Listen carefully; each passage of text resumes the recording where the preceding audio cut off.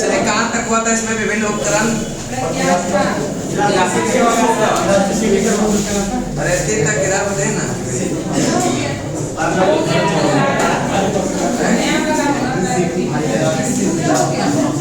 विभिन्न संयंत्र एवं उपकरण का आविष्कार, ये शुरू से होगा।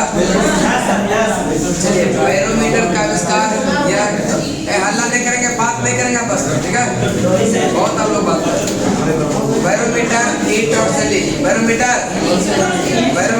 हीट और सेलिंग और विद्युत बैटरी का विद्युत बैटरी का पेज नंबर है 278 रेवोल्यूशन का, ठीक है? 278। बैरोमीटर का आविष्कारक था कौन? बैरोमीटर का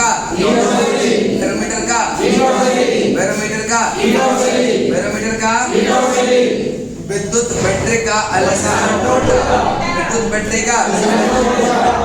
बैटरी का नेक्स्ट है बाइसिकल का है बाइसिकल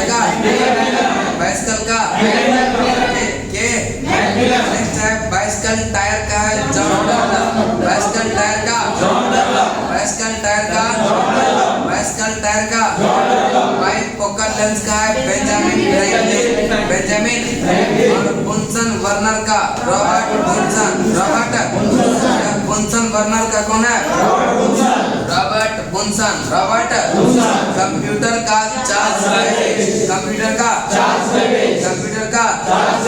क्रेस्कोग्राफ का है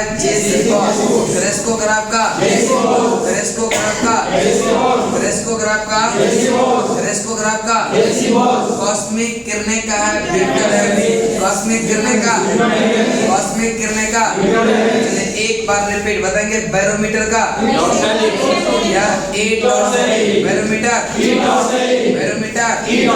विद्युत बैटरी बाइसिकल का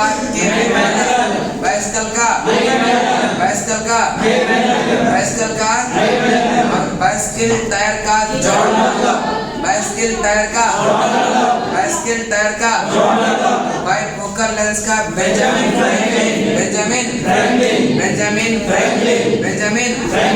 नेक्स्ट है बुन्सन वर्नर का रॉबर्ट और कंप्यूटर का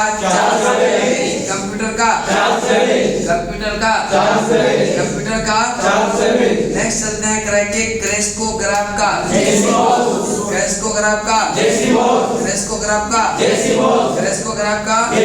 कॉस्मिक किरणें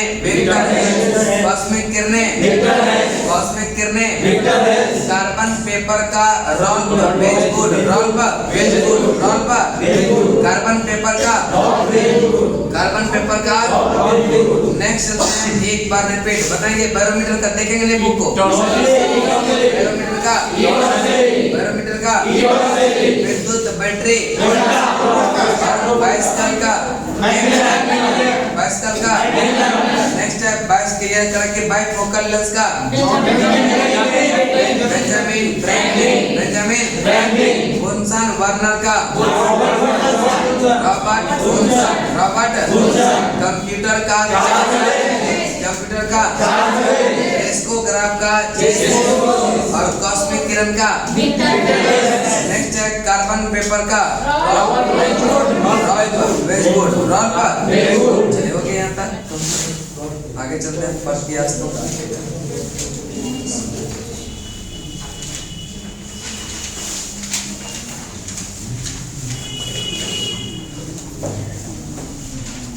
चलिए नेक्स्ट चलते हैं प्रत्यास्थता। प्रत्यास्थता पदार्थ का वह गुण है जिसके कारण वस्तु पर उस पर लगाए गए बाह्य बल से जो है उत्पन्न यह किसी प्रकार के परिवर्तन का क्या करता है, विरोध करता है। जैसे ही बल हटाते हैं वह अपना क्या होता है, अवस्था में आ जाता है, पूर्व अवस्था में आ जाता है। उसके बाद प्रत्यास्थता सीमा, प्रत्यास्थता करे कि विरूपक बल के परिणाम की वह सीमा जिससे जो है कम बल लगाने पर पदार्थ यह प्रत्यास्थता का गुण बना रहता है, और जिससे अधिक बल लगाएंगे यह क्या होगा, यह पदार्थ के यह गुण की प्रत्यास्थता गुण क्या होगा, समाप्त हो जाएगा। प्रत्यास्थता सीमा कहलाती है, क्या कहलाती है। उसके बाद है विकृति, कौन सा, विकृति करे कि यह किसी तार के विरूपक या बल के लगाने पर या उसके प्रारंभिक लंबाई L में जो वृद्धि होता है या चेंज इन लेंथ बटे या ओरिजिनल लेंथ को ही क्या कहते हैं, विकृति कहते हैं। क्या कहेंगे, जब कोई बाहरी बल विरूपक बल लगाएंगे किसी L लंबाई तार में तो उसमें जो चेंज होगा, चेंज जितना होगा चेंज इन लेंथ बटे original length, change in length बटे ओरिजिनल लेंथ, इसको क्या कहते हैं, विकृति। अब ऊपर भी लेंथ है नीचे भी लेंथ है, इसका मतलब यह डायमेंशन लेस होगा, इसका कोई यूनिट नहीं होगा। प्रतिबल करे कि प्रति एकांक क्षेत्रफल पर लगाए गए बल को क्या करना है, प्रतिबल। जैसे कि आप बताए थे ना, प्रति एकांक क्षेत्रफल पर जो फोर्स लगाते हैं एक निश्चित एरिया पर क्या कहलाता है, प्रतिबल कहलाता है, स्ट्रेस कहलाता है। ठीक है। उसके बाद है प्रत्यास्थता का यंग मापांक। ठीक है। कि प्रतिबल और विकृति के अनुपात को तार के पदार्थ का प्रत्यास्थता मापांक कहेंगे। क्या कहेंगे, प्रत्यास्थता मापांक। ठीक है। प्रत्यास्थता करें प्रतिबल और विकृति के अनुपात को। तो सबसे पहले देखते हैं, थोड़ा सा इसको समझते हैं, उसके बाद आगे बढ़ेंगे। ठीक है। कि प्रत्यास्थता किसको कहेंगे, देखिएगा जो जितना ज्यादा यह परिवर्तन का विरोध करता है। जैसे कोई रबर का बॉल लीजिएगा, उसको जब तक आप फोर्स लगाते हैं तब तक क्या होता है, वह दबा हुआ रहता है, जैसे छोड़ेंगे वह अपना अवस्था में आ जाता है। तो जिसका जो जितना ज्यादा विरोध करता है, ठीक है, फोर्स का जो जितना ज्यादा विरोध करेगा उसका प्रत्यास्थता उतना अधिक होता है। अब स्टील को दबाएंगे, स्टील बॉल को, तो दबेगा क्या, लेकिन रबर बॉल को दबाएंगे तो वह आसानी से क्या होगा, दबेगा, और जैसे ही छोड़ेंगे वह अपने शेप एंड साइज में आ जाएगा। तो जो जितना ज्यादा विरोध करता है, अब रबर का बॉल ज्यादा विरोध कर रहा है कि स्टील वाला, स्टील वाला, इसका मतलब स्टील का प्रत्यास्थता क्या होता है, सबसे ज्यादा। जो जितना ज्यादा विरोध करे परिवर्तन होने का, उसी को कहते हैं क्या, प्रत्यास्थता। क्या कहेंगे, प्रत्यास्थता। समझ में आया कि नहीं, कि जो जितना, याद रखिएगा हमेशा, कैसे प्रत्यास्थता समझ में आएगा ना, तो वो जैसे फोर्स लगाएंगे वह क्या होगा, जैसे फोर्स हटाएंगे वह अपना शेप एंड साइज ग्रहण कर लेता है, उसी को कहते हैं प्रत्यास्थता। लेकिन वहां पर गलत हो सकता है इस वजह से, कि रबर किसका प्रत्यास्थता ज्यादा होगा, देगा रबर दे देगा, देखा तो दिमाग में आएगा कि दबाएंगे तो ज्यादा प्रत्यास्थता उसी में होगा ना। यहाँ नहीं, जो परिवर्तन का जितना ज्यादा विरोध करता है उसका प्रत्यास्थता उतना अधिक होता है, उसका प्रत्यास्थता क्या होगा, उतना अधिक। इसका मतलब कि स्टील का प्रत्यास्थता, ठीक है, यह स्टील का प्रत्यास्थता किससे, यह रबर से क्या होगा, ज्यादा होगा, होगा कि नहीं। यानी स्टील का प्रत्यास्थता जो होगा वह रबर से क्या होता है, ज्यादा। विरूपक बल के परिमाण की वह सीमा कम बल यह लगाने पर पदार्थ के प्रत्यास्थता का गुण बना रहता है, और जिससे अधिक बल लगाते हैं यह प्रत्यास्थता गुण क्या होता है, समाप्त हो जाता है, उसको कहते हैं प्रत्यास्थ सीमा। क्या कहेंगे, जैसे कि मान लीजिए कि कोई बॉडी है, इस पे हम फोर्स लगा रहे हैं, ठीक है, अगर 20 न्यूटन का अगर फोर्स लगा रहे हैं या उससे नीचे लगा रहे हैं, यह अपना इलास्टिसिटी व अपना खोता नहीं है। जैसे 20 से ऊपर लगा देंगे, 21 न्यूटन का बल लगा देंगे, वह अपना क्या कर देगा, यह प्रत्यास्थता गुण जो है वह खो देगा और वह प्लास्टिक बन जाएगा। क्या बन जाएगा, प्लास्टिक। इलास्टिक से क्या होगा, प्लास्टिक बन जाएगा। जैसे 21 न्यूटन, ये 20 न्यूटन का जो सीमा है इसी को क्या कहते हैं, प्रत्यास्थ सीमा। क्या कहेंगे, प्रत्यास्थ सीमा। क्या कहेंगे।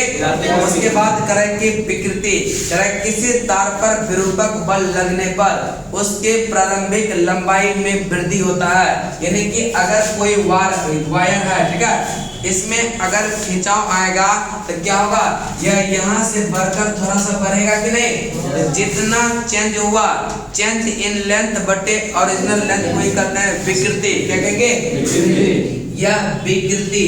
यह कितना चेंज हुआ, यह कैपिटल एल है, यह एल एल है, ठीक है। यह चेंज इन लेंथ बटे ओरिजिनल लेंथ कितना, यहाँ से तक है ना।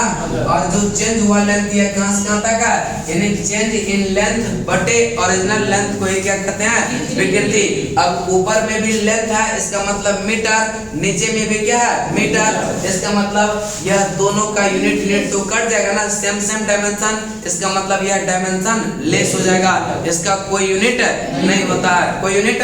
उसके बाद है प्रतिबल। अब प्रतिदान, ठीक है, कि प्रतिबल जो होता है यह प्रति एकांक क्षेत्रफल पर लगने वाला है। जैसे दाब समझते थे ना कि प्रति कोई भी जो है एकांक क्षेत्रफल पर अगर फोर्स लगाएंगे उसी को क्या कहते हैं, यह प्रतिबल कहते हैं, उसको दाब भी कह सकते हैं। यह प्रतिबल होता है यह बल बटे एरिया, फोर्स बटे एरिया। प्रतिबल जो होगा वह क्या होता है, यह फोर्स बटे एरिया। अगर प्रतिबल का यूनिट पूछेगा तो क्या हो जाएगा, न्यूटन प्रति मीटर स्क्वायर। खूब क्वेश्चन पूछा जाता है कि प्रतिबल का एसआई मात्रक क्या होता है, न्यूटन प्रति मीटर। चूंकि फोर्स का क्या होता है न्यूटन और एरिया का क्या होता है मीटर स्क्वायर, इसका मतलब प्रतिबल का जो एसआई मात्रक हो गया वह क्या हो गया, न्यूटन प्रति मीटर स्क्वायर, न्यूटन प्रति मीटर स्क्वायर। उसके बाद है करे कि प्रत्यास्थता या यंग मापांक। करे कि प्रतिबल और विकृति के अनुपात को तार के पदार्थ के प्रत्यास्थता का यंग मापांक कहेंगे। क्या कहेंगे, यंग मापांक। क्या कहेंगे, करे कि प्रत्यास्थता का यानी कि प्रतिबल और विकृति, प्रतिबल और विकृति यानी कि ऊपर में प्रतिबल, ठीक है, प्रतिबल और करे कि विकृति, प्रतिबल और विकृति के ही अनुपात को क्या कहते हैं, यंग प्रत्यास्थ मापांक या गुणांक कहते हैं, यंग प्रत्यास्थ गुणांक कहेंगे। अब यहाँ पर यंग प्रत्यास्थ, ठीक है, यंग प्रत्यास्थ गुणांक हुआ, इसका मतलब है प्रतिबल बटे विकृति। अब प्रतिबल का तो आपको यूनिट पता है, क्या होता है न्यूटन, लेकिन विकृति का कोई यूनिट होता है क्या, नहीं होता, इसका कोई यूनिट नहीं होगा। इसका मतलब अगर पूछेगा कि यंग प्रत्यास्थता गुणांक का एसआई मात्रक क्या होगा, इसका भी क्या होगा, न्यूटन प्रति मीटर स्क्वायर। यह भी क्वेश्चन बहुत बार पूछा गया है कि यंग प्रत्यास्थता गुणांक का मात्रक क्या होता है, न्यूटन प्रति मीटर स्क्वायर, न्यूटन प्रति मीटर स्क्वायर, याद रखिएगा। तो यहाँ से समझ में आया होगा कि पहला आपका जो है प्रत्यास्थता किसके कहते हैं, तो प्रत्यास्थता समझना है कि जो बॉडी जितना ज्यादा परिवर्तन का विरोध करता है, जो बॉडी जितना ज्यादा परिवर्तन का विरोध करता है उसका प्रत्यास्थता उतना ही क्या होता है, अधिक होता है। और विकृति, जब फोर्स लगाएंगे किसी लंबाई पर तो उसके लंबाई में कुछ तो चेंज होगा। जैसे रबर ही लेते हैं, उसको तिड़िएगा क्या होगा, वह यह फैलता है ना, लंबाई में वृद्धि होता है। तो जो चेंज हुआ लंबाई में बटे ओरिजिनल लेंथ, जो पहले लेंथ था उसका, इसी को क्या कहते हैं, विकृति। और ऊपर भी लंबाई नीचे भी लंबाई, विकृति का कोई यूनिट नहीं होता। उसके बाद प्रतिबल, अगर किसी एक निश्चित एरिया पर फोर्स लगा रहे हैं इसका मतलब वह क्या हो रहा है, प्रतिबल। प्रतिबल को आप दाब भी कह सकते हैं, प्रेशर भी कह सकते हैं, चूंकि फोर्स बाय एरिया। और यह होता है न्यूटन प्रति मीटर स्क्वायर, न्यूटन प्रति मीटर। और यह होता है प्रतिबल बटे विकृति को कहते हैं यंग प्रत्यास्थता गुणांक। अब यंग प्रत्यास्थता गुणांक होता है प्रतिबल बटे विकृति। इसका मतलब अगर यंग प्रत्यास्थता गुणांक का ऐसा मात्रक पूछ देगा तो क्या हो जाएगा, ऊपर वाला का तो मात्रक है, नीचे वाला का मात्रक नहीं है, इसका मतलब न्यूटन प्रति मीटर स्क्वायर। आगे चलते हैं, करें कि हुक का नियम कराएंगे। कैसे इलास्टिक,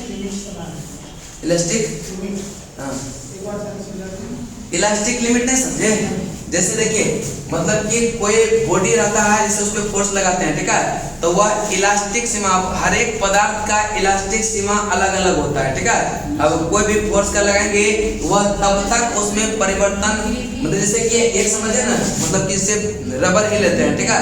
तो रबर जो है या इसे 20 न्यूटन का फोर्स लगा रहे हैं उस पर, ठीक है। तो वह जो है उसमें यह 20 न्यूटन लगा दीजिए और इसके नीचे जब 19 यूनिट लगाएंगे तो जहां से फोर्स लगाएंगे पुनः वह अपने शेप एंड साइज में आ जाएगा, ठीक है। जैसे 21 न्यूटन का फोर्स लगा देंगे वह क्या होगा, वह जिस शेप एंड साइज में था उस शेप एंड साइज में नहीं आएगा। इसका मतलब यहाँ पर जो 20 न्यूटन है 20 न्यूटन तक तो ठीक है, 20 से जैसे ज्यादा करेंगे वह अपना शेप एंड साइज में नहीं आएगा। इसका मतलब वह क्या हो गया, 20 न्यूटन बल जो है उसका प्रत्यास्थ सीमा हो गया, ठीक है। इन्हें फोर्स तब तक लगाते रहिए जब तक वह परिवर्तन ना हो, ठीक है। और जब परिवर्तन हो रहा है इसका मतलब इलास्टिसिटी गुण अभी उसमें है, और जैसे ही फोर्स ज्यादा लगा दिए इसका मतलब इलास्टिसिटी का गुण उसमें क्या हो गया, समाप्त हो गया। वह इसलिए से क्या 20 न्यूटन यह सीमा है इलास्टिसिटी का, क्या इलास्टिसिटी। हर एक पदार्थ का इलास्टिसिटी क्या होता है, अलग अलग होता है नहीं। और सबसे ज्यादा किसका होता है, जो जितना ज्यादा विरोध करेगा उसका उतना अधिक होता है। उसके बाद हुक का नियम, हुक का नियम कहता है कि प्रतिबल डायरेक्टली प्रोपोर्शनल होता है विकृति के। प्रतिबल जो है यह डायरेक्टली प्रोपोर्शनल, ठीक है, प्रतिबल, ठीक है। प्रतिबल जो होगा वह डायरेक्टली प्रोपोर्शनल होता है किसका, यह विकृति का, ठीक है। विकृति का डायरेक्टली प्रोपोर्शनल क्या कहता है, हुक का नियम, हुक का नियम। जैसे कि प्रत्यास्थ गुणांक ई का मान भिन्न भिन्न पदार्थों के लिए क्या होता है, भिन्न भिन्न होता है। और प्रत्यास्थ गुणांक का ऐसा मात्रक न्यूटन प्रति। अब देखिए यह डायरेक्टली प्रोपोर्शनल है, अब इसको अगर हटाएंगे तो क्या होगा, एक यह कांस्टेंट और इसको कहते हैं प्रत्यास्थता गुणांक, क्या कहेंगे, प्रत्यास्थता गुणांक। इसका मतलब ई बराबर जो हो जाएगा वो क्या, प्रतिबल बटे विकृति, ठीक है, विकृति। और ये डायरेक्टली प्रोपोर्शनल हटाएंगे तो क्या होगा, कांस्टेंट आएगा ना। देखिए यह देखिए इसे प्रतिबल डायरेक्टली प्रोपोर्शनल लिया है, यह प्रतिबल, ठीक है। प्रतिबल बराबर हम E इंटू विकृति लिख सकते हैं क्या, और E को इधर लाएंगे पहले किसको, विकृति को, यह प्रतिबल अब बटे क्या लिख देंगे, विकृति, प्रतिबल बटे विकृति। ये क्या हो जाएगा E, ठीक है। अब कहेगा कि E तो क्या है, प्रत्यास्थता गुणांक का है, क्या है, प्रत्यास्थता गुणांक है। इसका मतलब इसका अगर प्रत्यास्थता गुणांक का भी ऐसा मात्रक अगर पूछेगा, यह क्या है, प्रतिबल बटे विकृति। आप जानते हैं कि सिर्फ प्रतिबल का ही यूनिट होता है, विकृति का यूनिट नहीं होता है। इसका मतलब इसका ऐसा मात्रक भी क्या हो जाएगा, न्यूटन प्रति मीटर स्क्वायर, न्यूटन प्रति मीटर। उसके बाद है यह प्रत्यास्थ गुणांक, यदि विकृति अनुधार्य है तो यह प्रत्यास्थता गुणांक उसके योग के प्रत्यास्थता गुणांक का गुणांक कहते हैं। और यह क्या होता है, यानी कि सारा में क्या होगा, यानी कि यह अनुधार्य होगा, अनुधार्य प्रतिबल बटे अनुधार्य विकृति। और यह प्रत्यास्थता गुणांक y का भी मात्रक क्या होता है, यह सेमी होता है, क्या होता है, यह न्यूटन प्रति मीटर स्क्वायर ही होगा, क्या होगा, न्यूटन प्रति मीटर स्क्वायर। उसके बाद यदि विकृति आयतन में यह k हो तो यह आयतन प्रत्यास्थता गुणांक को क्या कहेंगे, k कहते हैं। और अपरूपण विकृति इसको सीरिंग स्ट्रिंग कहते हैं, इसको दृढ़ता नीटा n, यह नीटा से गुणन करते हैं, किसे करते हैं, नीटा।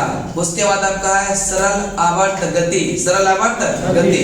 करेक्ट, आवर्त गति को पहले समझेंगे।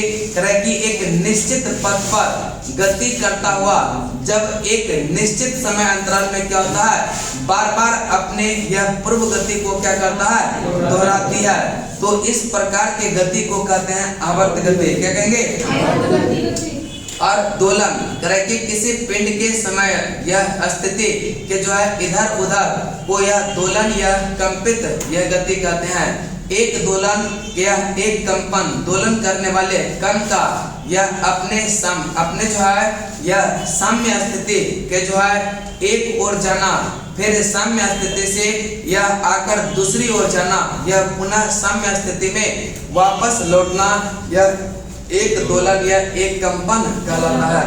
आवर्त काल, करेक्ट, एक दोलन पूरा करने में यह जो समय लगता है उसको क्या कहते हैं, आवर्त काल। उसके बाद है आवृत्ति, कौन सा, करेक्ट, कंपनी, यह कंपन करने वाली वस्तु एक सेकंड में जितना कंपन करती है उसे उसकी क्या कहते हैं, आवृत्ति। और इसका ऐसा मात्रक होता है हर्ट्ज, या इसका ऐसा मात्रक होता है प्रति सेकंड में, क्या होता है, प्रति सेकंड। तो सबसे पहले समझेंगे कि आवर्त गति कहते किसको हैं।